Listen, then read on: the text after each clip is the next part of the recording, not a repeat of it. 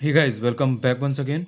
दोस्तों, आज के इस वीडियो में मैं बात करने वाला हूँ इलाहाबाद हाई कोर्ट के आरओ एआरओ एग्ज़ाम के बारे में। बहुत सारे व्यूअर्स का ये मैसेज आ रहा है, ये कमेंट आ रहा है, बार बार वो ये पूछ रहे हैं कि भैया हम कहीं ना कहीं जॉब कर रहे हैं, हम कोई ना कोई प्राइवेट जॉब कर रहे हैं या हमें उतना टाइम नहीं मिल पाता है, हम अभी कॉलेज में हैं, हम अपनी पढ़ाई कर रहे हैं। क्या हम अभी से अगर स्टार्ट करें तो क्या हम इलाहाबाद हाई कोर्ट का आरओ एआरओ का एग्ज़ाम की तैयारी हम कर सकते हैं? क्या हम एग्ज़ाम निकाल सकते हैं? देखिए, सबसे पहले तो मैं आपको बताना चाहूँगा, काफ़ी लोगों का ये मैसेज आ रहा था, तो मैंने सोचा कि इसको वीडियो बना करके इसको सेपरेट वीडियो में पूरा क्लैरिफाई कर दूँ। सबसे पहले मैं आपको बताना चाहूँगा कि अपना जो कॉन्फिडेंस है, जो सेल्फ कॉन्फिडेंस होता है, वो आप सबसे पहले अपना हाई रखिए। ठीक है? आपको अगर आरओ एआरओ निकालना है, इलाहाबाद हाई कोर्ट में अगर आपको जॉब पानी है और आप सोच रहे हैं कि हाँ, हम एक 4800 ग्रेड पे की जॉब पाएँ, तो आपको उतना एफ़र्ट्स डालने पड़ेंगे, उतना आपको मेहनत करनी पड़ेगी। और अगर आपका कॉन्फिडेंस इतना लो रहेगा कि आप खुद पे डाउट करेंगे, आपको अगर सेल्फ कॉन्फिडेंस नहीं रहेगा कि मेरा होगा कि नहीं होगा, क्या मैं कर पाऊँगा, ये मुझसे होगा कि नहीं, तो फिर नहीं होगा। अगर आप नेगेटिव सोचेंगे, नेगेटिव आपका माइंडसेट रहेगा, तो आपका बिल्कुल भी नहीं होगा। आप ये बात मान के चलिए। आप जब तक पॉजिटिव नहीं रहेंगे, जब तक आपका नज़रिया पॉजिटिव नहीं होगा, माइंडसेट आपका नहीं होगा पॉजिटिव, तब तक आपको आपके लिए बहुत दिक्कत हो जाएगी। और पॉजिटिव माइंडसेट लेकर के चलेंगे, पॉजिटिव आपका मूड रहेगा, तो आपकी जो प्रिपरेशन है, जो आपकी स्ट्रैटेजी है, जो आपकी प्लानिंग का एग्जीक्यूशन है, वो भी पॉजिटिव होगा। रिजल्ट भी आपको पॉजिटिव मिलेगा। ठीक है? और सबसे पहले मैं आपको बताना चाहूँगा कि सिर्फ़ और सिर्फ़ प्लानिंग करने से या सोचने से नहीं होगा। आपको अगर 4800 ग्रेड पे की जॉब पानी है, इलाहाबाद हाई कोर्ट में आरओ एआरओ बनना है, तो आपको मेहनत करनी पड़ेगी, तपना पड़ेगा, जलना पड़ेगा। दिन रात एक करके मेहनत करनी पड़ेगी। और अगर कहीं आप जॉब कर रहे हैं, जैसे कि कई लोगों ने बताया कि वो प्राइवेट जॉब कर रहे हैं और वो अगर अब ट्राई करते हैं तो क्या उनका हो पाएगा या नहीं हो पाएगा, तो मैं उनको बताना चाहूँगा कि अभी भी पॉसिबल है। देखिए, अभी भी फॉर्म नहीं आया है। फॉर्म आएगा, फॉर्म पूरा आवेदन लिए जाएँगे, उसके बाद में अगर 20-25 दिन बाद भी एग्ज़ाम होता है तो आपके पास मौका है। कोई आपके पास ऐसी कोई वो नहीं है। आप अगर प्राइवेट जॉब कर रहे हैं तो ऐसा नहीं है कि आप निकाल नहीं सकते। बेसिकली आपको कुछ चीज़ें जो हैं वो ध्यान देनी हैं, वो मैं वन बाय वन लेके चलता हूँ, मैं आपको बताता हूँ, समझाने का प्रयास करता हूँ। उस पे आप गौर करें, पूरा इसको अच्छे से सुनें और इसको अपनी लाइफ़ में जहाँ पर भी आप मिस्टेक कर रहे हैं, जहाँ पर भी आप गलती कर रहे हैं, उसको दूर करने का प्रयास करें, तो ज़रूर आप इसको निकाल पाएँगे। ठीक है? तो इसमें सबसे पहले मैंने आपको बताया है कि आप जो भी प्लानिंग कर रहे हैं, जो भी आप स्ट्रैटेजी बना रहे हैं, उसको आपको एग्ज़ीक्यूट करना पड़ेगा।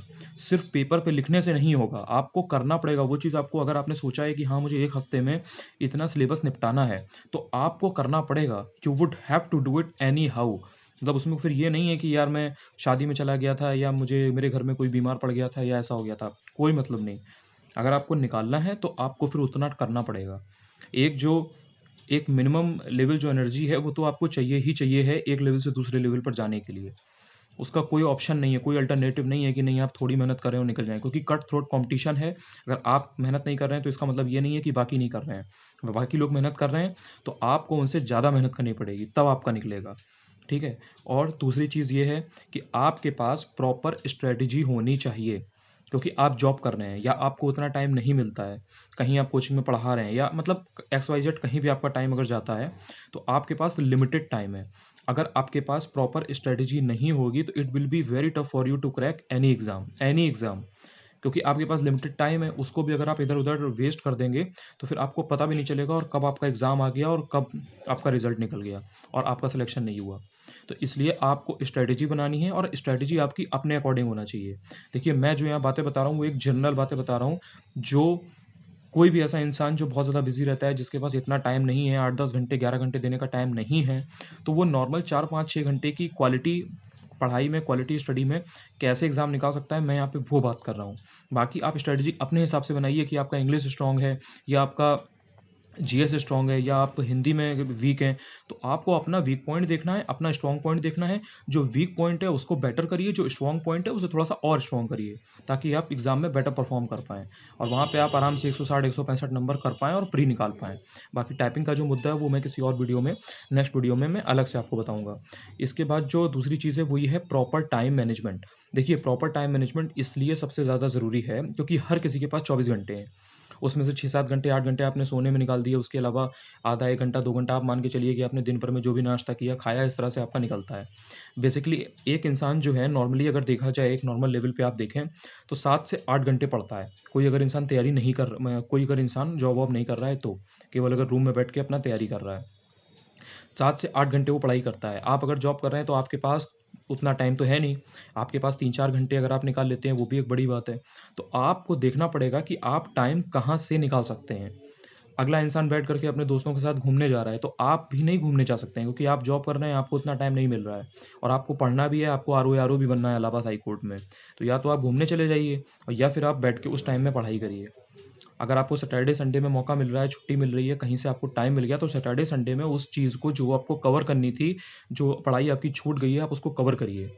जो बंदा घर में खाली बैठा है वो अगर 8 घंटे अपना रोज़ का दे रहा है, उसमें हो सकता है कि वो क्वालिटी स्टडी 4 घंटे की कर रहा हो या 5 घंटे की कर रहा हो।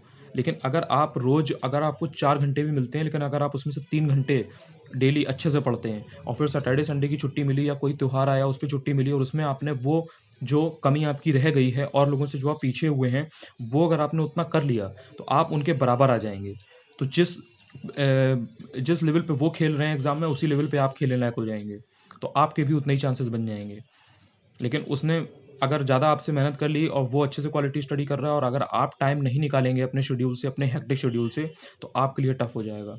बेसिकली अगर आप जॉब कर रहे हैं या अगर आपके पास टाइम कम है पढ़ाई को देने के लिए, तो आपको देखना पड़ेगा कि आपको अपना टाइम कैसे निकालना है, कैसे आपको इफ़ेक्टिवली पढ़ना है और आपको अपनी जो लिमिट्स हैं, जो आपका एक होता है ना थ्रेशहोल्ड, आपको उसको क्रॉस क्रॉस करना पड़ेगा।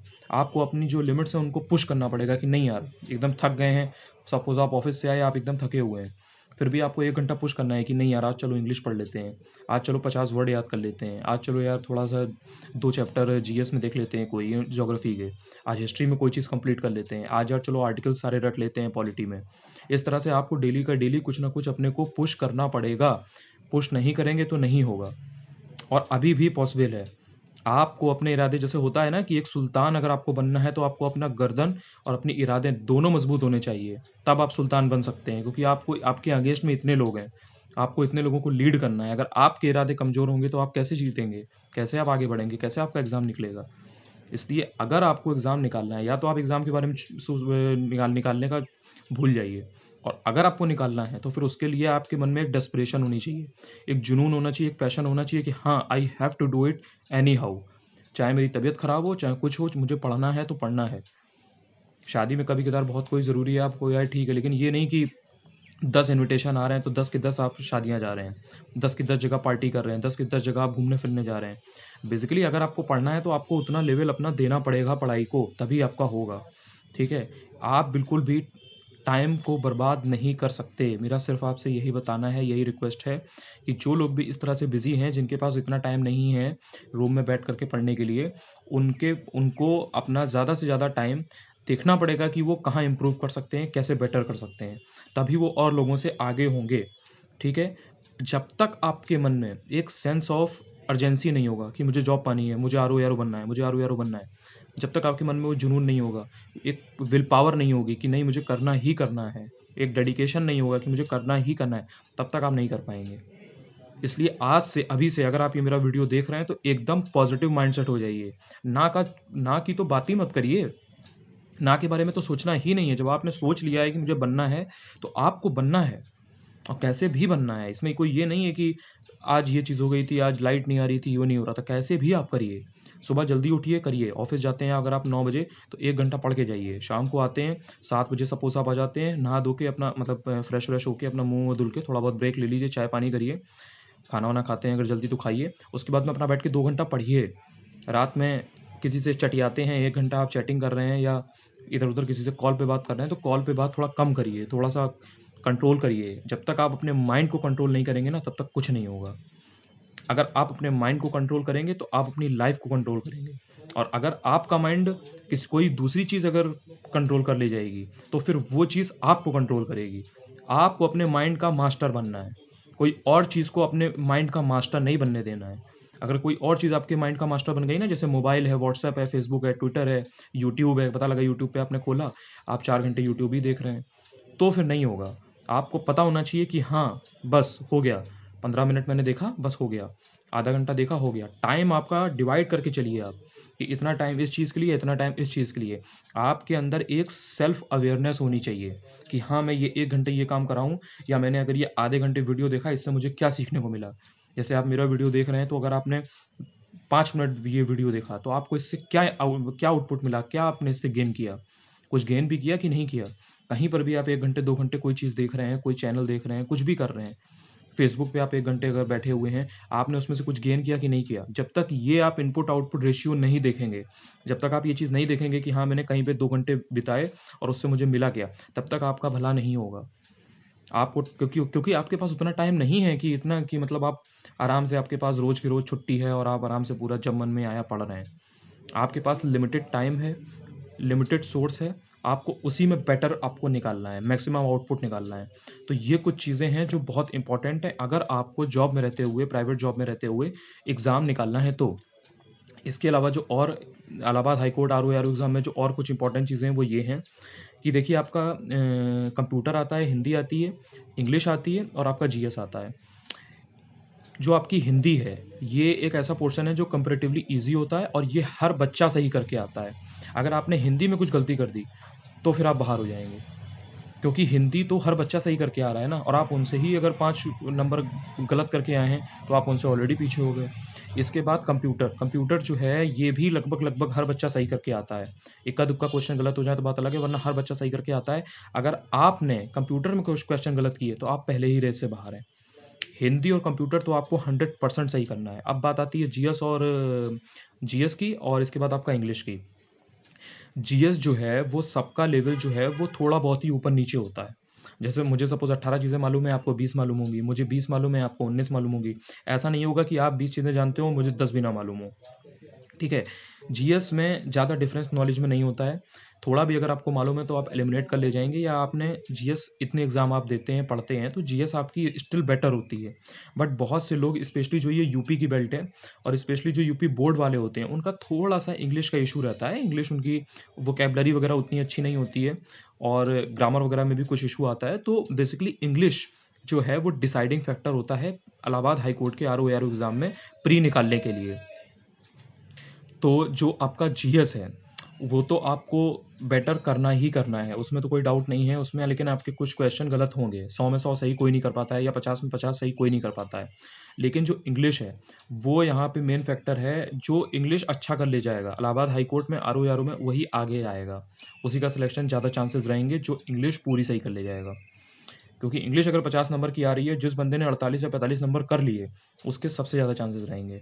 ठीक है? तो इंग्लिश पे पूरा ध्यान दीजिए, वोकैब्युलरी वगैरह अपनी स्ट्रॉन्ग कीजिए, इडियम फ्रेजेज़ हो गए, आपका डायरेक्ट इनडायरेक्ट हो गया, एक्टिव पैसिव हो गया, और मेन सबसे इंपॉर्टेंट जो है वो आपका वोकैब्युलरी है। वोकैब्युलरी आपकी अच्छी होगी तो आपका इंग्लिश आराम से निकलेगा। इसके अलावा जो और कुछ इंपॉर्टेंट बातें जो आपको प्री निकालने के लिए ज़रूरी हैं, वो ये हैं कि यार, revision is the key to success. ठीक है? ये आपने पचासों लोगों से सुना होगा, आप भी जानते हैं। रिवीजन के बिना आपका सिलेक्शन नहीं होगा, क्योंकि देखिए, आपने चीज़ें पढ़ी, आपने कोई चीज़ एक बार पढ़ी, 2 बार पढ़ी, 1-2 दिन के बाद, 3 दिन के बाद वो चीज़ आपकी दिमाग से निकलने लगती है, हम लोग भूलने लगते हैं। जब तक आप बार-बार चीज़ों को रिवाइज़ नहीं करेंगे, तब तक आपके दिमाग में वो चीज़ें रिटेन कैसे होंगी? सिर्फ़ पढ़ने से मतलब नहीं है, पढ़ने से सिलेक्शन नहीं होता है।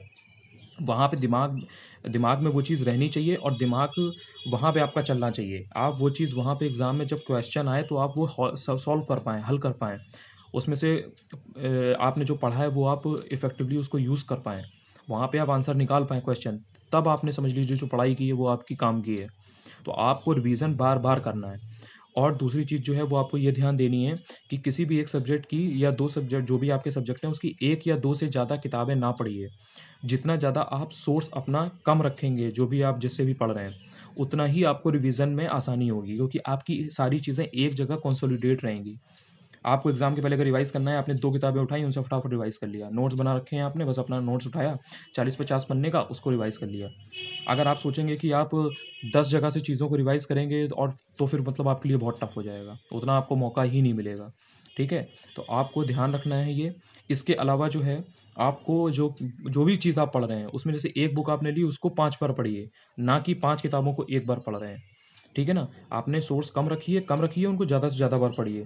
इसके अलावा एग्ज़ाम टाइम में जब आप एग्ज़ाम देने जाएँगे फाइनल दिन, तो आपको पैनिक नहीं करना है। जब भी क्वेश्चन पेपर मिले तो आपको ईज़ी क्वेश्चंस पिक करने हैं और उनको पहले सॉल्व करना है, ना कि क कठिन क्वेश्चन के चक्कर में पड़ गए और पूरा पेपर में एकदम डिप्रेशन में आ गए और लगा कि हमसे नहीं होगा।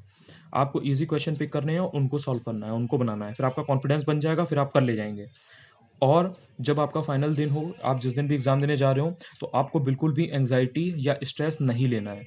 अच्छे से 1 दिन पहले सोइए, खाइए, पूरा अपना एकदम कूल रहिए कि हाँ, अपने पे भरोसा रखिए कि हाँ, जो आपने पढ़ा है वो आएगा, मैं अच्छा करके आऊँगा, मैं आरओ-एआरओ बनूँगा, मैं इसको निकालूँगा, मुझे करना है कैसे भी।